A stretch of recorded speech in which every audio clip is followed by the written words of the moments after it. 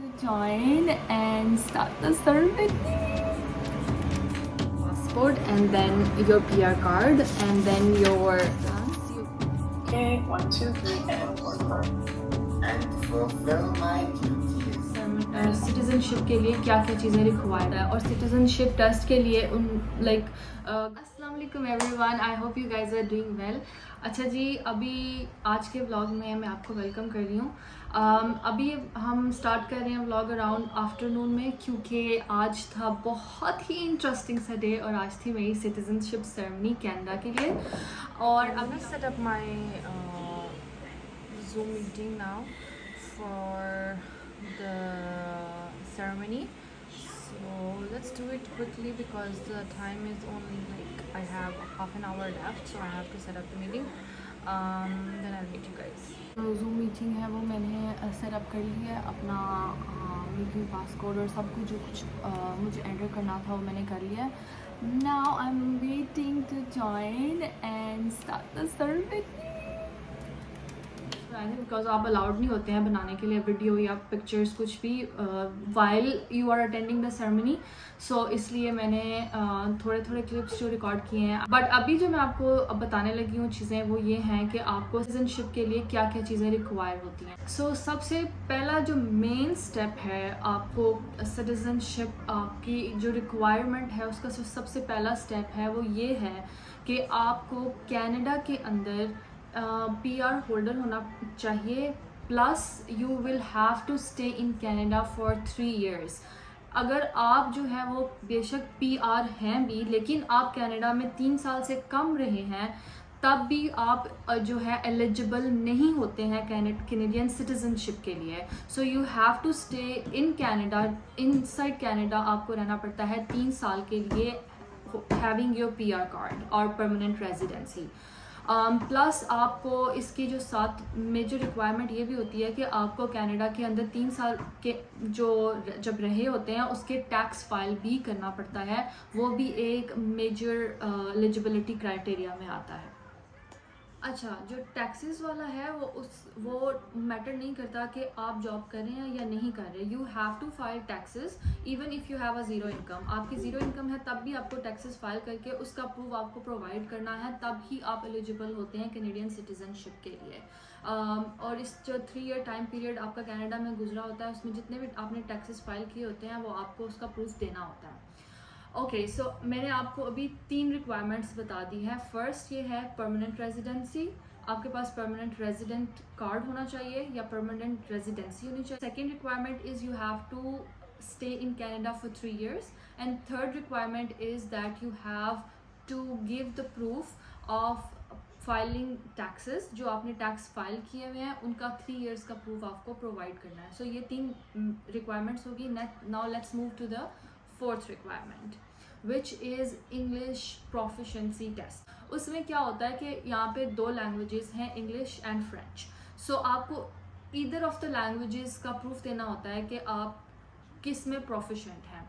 So mostly लोग English में जो यहाँ पे रहते हैं तो ज़्यादातर इंग्लिश का ही प्रोफिशेंसी टेस्ट देते हैं. सो उसमें एक तो आ जाता है आइल्स. अगर आप आइल्स आपने किया हुआ है तो वेल एंड गुड, वो आप उसका प्रूफ दे सकते हैं. और अगर वो नहीं है आपके पास तो उसका दूसरा ऑल्टरनेटिव ये है कि आप किसी भी इंग्लिश स्पीकिंग कंट्री से अगर आपने कोई भी डिग्री की है या कोई कोर्स किया है या कोई भी ऐसा डिप्लोमा किया है तो वो भी आप एज अ प्रूफ जो है वो प्रोवाइड कर सकते हैं. आइट्स की इतनी ज़्यादा रिक्वायरमेंट नहीं. I think if you can go on their website canada.com, जो canada.ca की जो वेबसाइट है वहाँ पे आप जाके देख सकते हैं वहाँ पे उनकी क्या रिक्वायरमेंट है. सो आपको पता चल जाएगा. आई थिंक इतनी हाई रिक्वायरमेंट नहीं है. अगर आपके पास इंग्लिश नहीं है तो उसका दूसरी लैंग्वेज जो है वो फ्रेंच है और फ्रेंच के भी यहाँ पे टेस्ट होते हैं. और if you are proficient in French तो आप वो भी कर सकते हैं. ओके, सो नेक्स्ट स्टेप जो स्टेप नंबर 5 है और जो रिक्वायरमेंट नंबर 5 है वो ये है कि आपको जब आप बाकी सारी रिक्वायरमेंट्स मीट कर लेते हैं फिर आपको एक सिटीज़नशिप टेस्ट देना पड़ता है. और सिटीज़नशिप टेस्ट के लिए गवर्नमेंट ने एक बुक दी हुई है 40-50 पेजेस की, जिसमें कैनेडियन हिस्ट्री के बारे में, कैनेडियन कल्चर, उसके बाद मतलब डिफरेंट उनकी जो जनरल नॉलेज आप कह सकते हैं उसको, उसके बारे में आपसे पूछा जाता है, और ये एक लाइक ऑनलाइन टेस्ट लिया जाता है आपसे, और इट्स नॉट दैट डिफ़िकल्ट और इतना इजी भी नहीं होता है। आपको डेट्स याद करनी पड़ती हैं आपको, और करंट जो सिचुएशंस हैं उस पर भी आपसे क्वेश्चन पूछे जा सकते हैं, not only history but present situation पे भी क्वेश्चंस होते हैं। तो वो भी आपको टेस्ट पास करना पड़ता है, और उसकी भी एक रिक्वायरमेंट है कि आपको इतने मार्क्स स्कोर करने होंगे, तब जाके जो है वो आपका टेस्ट पास होगा। फिर जब आप वो टेस्ट पास कर लेते हैं, और फिर आता है स्टेप नंबर 6 और रिक्वायरमेंट नंबर 6 जो कि मैंने आज की है, which is taking an oath ceremony. Oath ceremonies जो है वो दो तरह की आजकल में हो रही हैं। पहले तो फिजिकली ओथ सेरेमनी होती थी, और अभी जो है वो दो वेज हैं सेरेमनी के। एक अब ऑनलाइन हो गया है, एक फिजिकल भी अभी हो रहा है, इन पर्सन भी। लेकिन मेरी जो है वो इन पर्सन नहीं थी, ऑनलाइन थी, क्योंकि कोविड के बाद से ये उन्होंने जो है वो ऑनलाइन भी करना शुरू कर दी थी। So it's still going on. तो मेरी जो है वो फिजिकल नहीं थी अनफॉर्चुनेटली, बट ऑनलाइन थी। तो मैंने ऑनलाइन अटेंड की है, जिसके मैंने क्लिप्स भी अटैच करने हैं किए हैं वीडियो में, so you can watch that. उसमें आपको क्या करना होता है कि आपको कुछ चीज़ें अपने पास रखनी होती हैं। आई थिंक वो मैंने आपको अभी मैं वीडियो अटैच कर दूंगी, जिसमें वो चीज़ें आपको अपने पास रखनी है। सबसे पहले तो scissor, and then your passport, and then your PR card, and then your COPR, which I don't think so you will require like you will need it, but it's written in the documents that they have sent, so I'm keeping it with me, तो मैं ये अपने पास रख रही हूँ। so yes, सिर्फ 3 चीज़ें ज़रूरी हैं। ओके, सो अभी हम इनको यहाँ रखते हैं, and then I am gonna join now. आपको फिर अपना PR कार्ड भी कट करना पड़ता है into 4 pieces, ठीक है। और देन फिर आपको ओथ लेनी होती है। Congratulations, you are now Canadian citizens. Time, I just want to extend my heartfelt congratulations once again to each and every one of you. I wish for you a long, peaceful, and prosperous life in this your chosen land. I also